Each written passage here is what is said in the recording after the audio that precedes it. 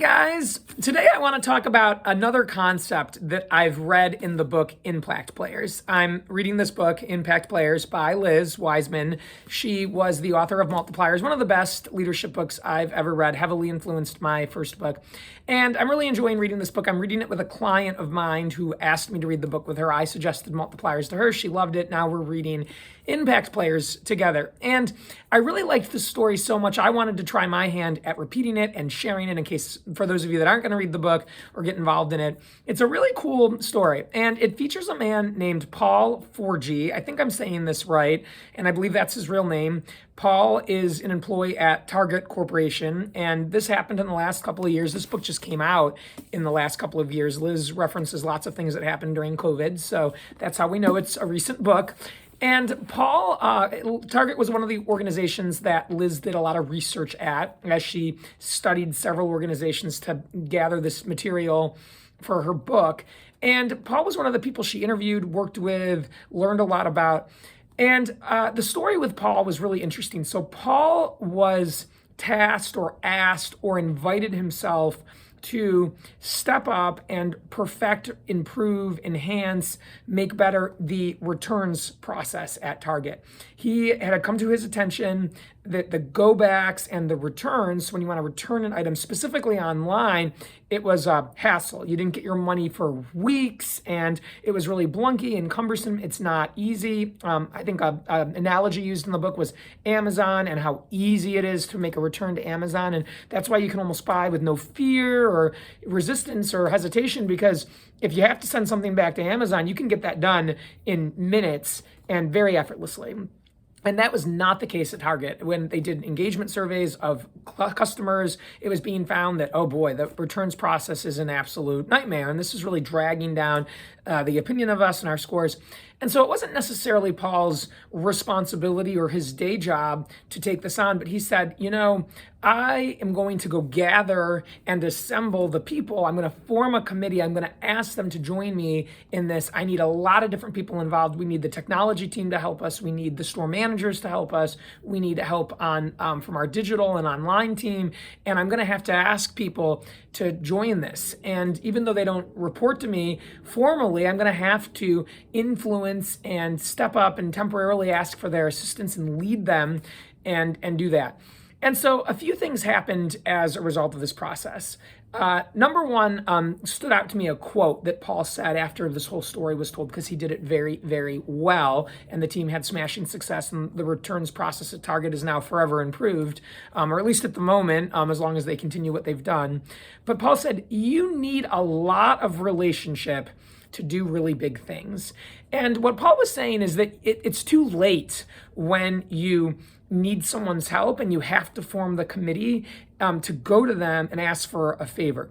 And it's in critical condition that you are forming relationships, being there for people, supporting people, listening to people, getting to know people, making deposits, so to speak, in their emotional bank accounts before you really need them. Because when you're going to ask them to join together and assist you with something and you're not their boss, they don't necessarily have to say yes or get on board with open arms. And they may not, because they've got so many other conflicting priorities. It might not even be a intentional thing or a purposeful thing. It's just, hey, I really don't have the time to kind of add this to my plate.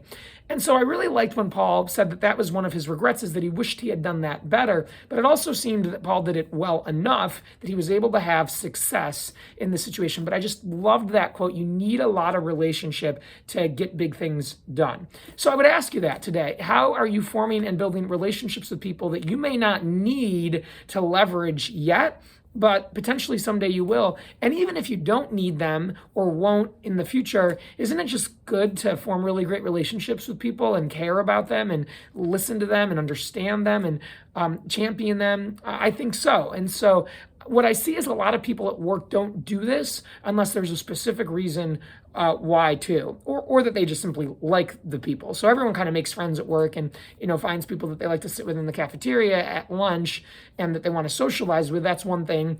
People also tend to get close to those that they're leading directly and that they have formal authority over. Makes sense. You got to have your team with you if you want to make big changes and big results. What I see a lot less of is people getting along, spending time together, getting to know each other when they don't just have that natural bond and attraction and and hey, I kind of want to be your friend at work. And they also don't have a reason that they have to, hey, you're on my team and I manage you or you manage me. And I think that's a real miss. Building relationships, developing a lot of relationship, as Paul Forgy said, is critical. If you do that well, teams can move together and silos get broken down and organizations can have breakthrough results and get to a place of real stride that they can't when these things aren't in place. So I would strongly encourage you, homework, action item, go talk to someone, 2 people, 3 people that you don't know very well, that you've never had lunch with, that you only kind of see periodically in larger group meetings, and get to know them. Just get to know them, build relationships with them. You never know when that might come in really handy and you can help each other. The second thing I really wanted to talk about was, and this is a concept that showed up again in the book Impact Players by Liz, and it wasn't necessarily related to Paul, though I think Paul did it well as I read the stories about him. It's the power of assembly. And so if you're in a group or an organization and you're asked to lead a committee or work on a project with other people, you don't just get to formally bark orders, hey, this is what we need to do and this is what we're going to get done, and then everyone just follows you. You have to assemble. You have to get people interested and engaged and get people behind it and get people excited. If you can't assemble people, you really can't lead, because most people aren't just going to follow because you said so or because you told them. And so gathering people together, inviting them to your meetings and conference calls, asking if you can join some of theirs, starting groups just to talk about ideas is kind of the power of assembly. And that works really, really well. And so again, homework, a call to action. When was the last time that you tried to assemble a group, that you invited a couple of guests to come to a meeting or an event that you're having just because you want to get their feedback and involve them? When was the last time you invited yourself or stepped up and did that with somebody else? Are you waiting for a formal invitation? Liz talks about that a lot in the books. Don't wait for formal invitations. Invite yourself. Ask if it's okay. Seek permission to come and join people, and just because you want to get to know them better. And so I really, really loved these 2 comments. The third thing I really liked about the story with Paul is, Paul, on one of the first committee meetings he had with this group that he assembled together and said, I need your help. He did this really interesting activity, and I really liked it. And so it bears repeating. Paul said, I want us to create a press release of what it's going to look like and sound like when we hit this goal in mind. Because he was kind of in the process of people saying, look, we know the returns process is pretty terrible. And yeah, it would be good if it was fixed.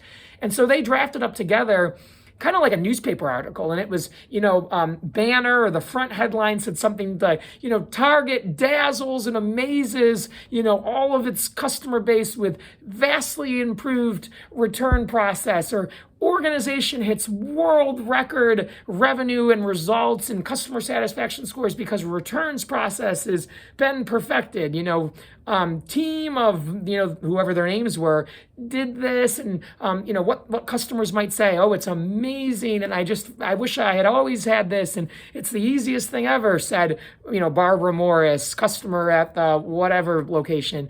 And so they wrote that up and basically operated off of that. What if this were true? What if we were actually able to bring this press release to life?